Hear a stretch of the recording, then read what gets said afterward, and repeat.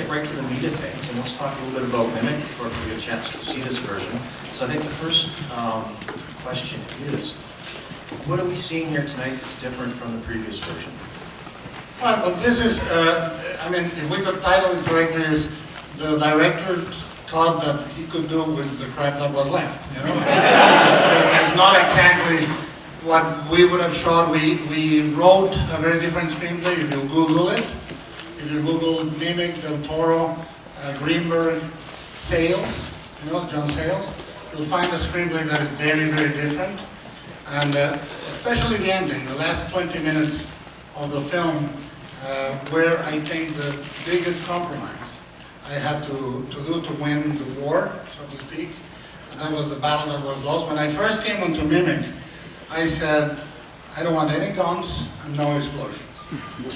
And what's the fucking end? Guns and explosions. No, but it really is a great sort of moral tale about what it is to make a movie in Hollywood. It was a big learning experience for me. I learned a very useful word, which is no, and then get the fuck away from me. But it was a really wake-up experience after Mimic. About 3.5 years I went without being able to raise a movie.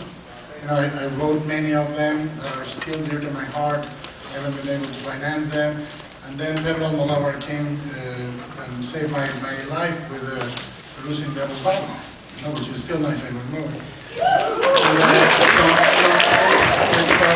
What you're going to see tonight is the movie almost entirely free of second unit shit. You know, Mimic is the only movie where I've had second unit. Every other movie, Hellboy, Hellboy 2, Blade, Pan's Labyrinth, and so on and so forth, all of them are shot by me. Everything, action, a close-up of a cigarette burning, it doesn't matter. I shoot everything. I splinter a C camera and I do that. But this movie I was essentially gang raped by John Holmes in my first It was really left me traumatized about second unit. I hated it. Jim Cameron has a great saying about second unit. It's bad news if it's bad, and it's worse news if it's good. You know, so it really is about owning the movie, knowing the movie you're making, and the movie you're going to see is almost entirely free of second unit.